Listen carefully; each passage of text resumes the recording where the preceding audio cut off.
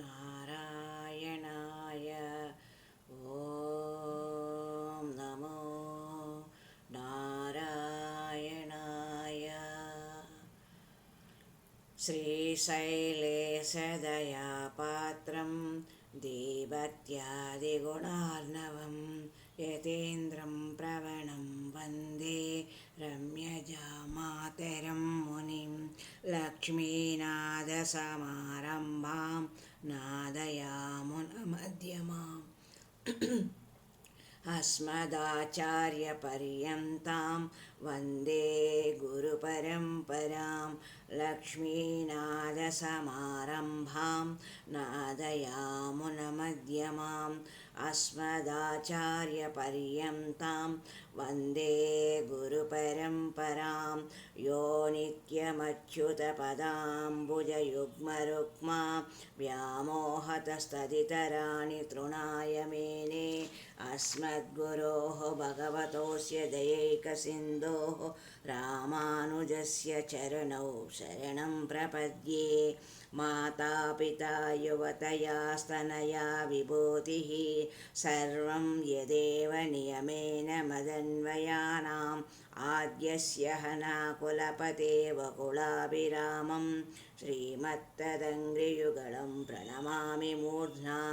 भूतं सरश्च महदाह्वय भट्टनाद श्रीभक्तिसारकुलशेखरयोगिवाहान् भक्ताङ्घ्रिरेणुपरकालयतीन्द्रमिश्रान् श्रीमत्पराङ्कुशमुनिं प्रणतोऽस्मि नित्यम्।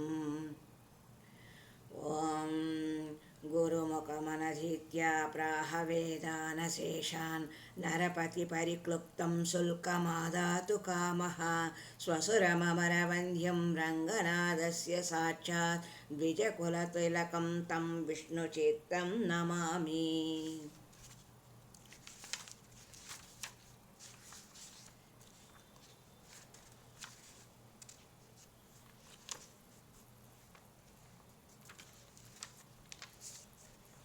तमेव मत्वा परवासुदेवं रङ्गे स्वयं राजवदर्हणीयं प्राबोधकिं यो कृतशुक्तिमालां भक्ताङ्घ्रिरेणुं भगवन्तमीडे।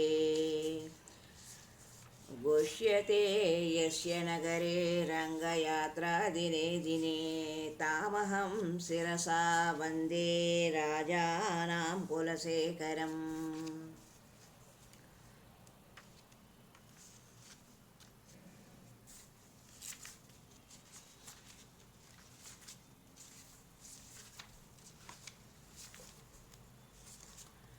नीलातुङ्गस्तनगिरितटी शोक्तमुद्बोध्य कृष्णं पारार्त्यं स्वं श्रुतिशतशिरसिद्धमध्यापयन्ती स्वोच्छिष्टायां सृजिनिगलितं या बलात्कृत्य भुङ्क्ते गोदा तस्मै नम इदमिदं भूय एवास्तु भूयः।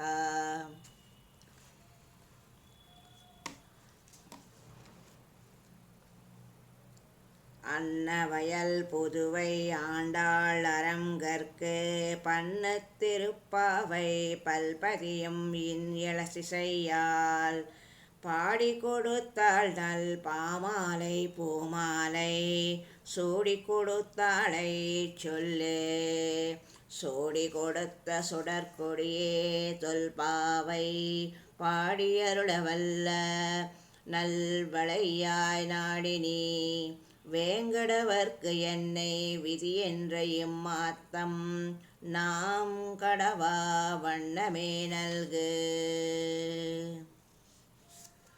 ஆச்சாரிய திவ்ய திருவடிகளே சரணம். மார்கழி திங்கள் மதி நிறைந்த நல் நாளால் நீராட போத்து நீர் போதுமினோ நேர் இளையீர் சீர்மலகும் மைப்பாடி செல்வ சிறுமீறு காள் கூர்வேல் குழந்தளில் நந்தகோபன் குமரன் ஏர் அரந்த கண்ணி யசோதை இளம் சிங்கம் கார்மேனி செம்கண் கதிர்மதியம் போல் முகத்தான் நாராயணனே நமக்கே பறை தருவான். பாரோர் புகழ் படிந்து ஏரோர் ఎంబావాయ్.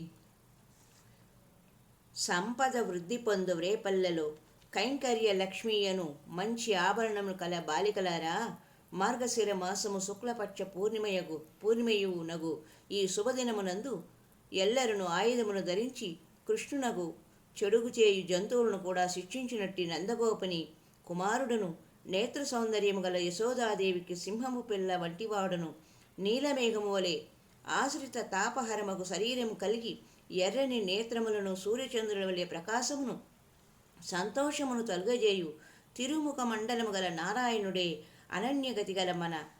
అనన్యగతిగల మగు మన యొక్క కోరికలను ఇచ్చువాడే ఉన్నాడు కనుక లోకులు స్తుతించినట్లు ఈ నోమున ప్రవేశించి నీరాడుటకు వచ్చువారు రండు. ఓం శ్రీ గోదాదేవ్యే ఆచార్య తిరువడిగళే శరణం. ఓం శ్రీ గోదాదేవ్యే నమః. ఓం శ్రీ గోదాదేవ్యే నమః. ఓం శ్రీ గోదాదేవ్యే నమః.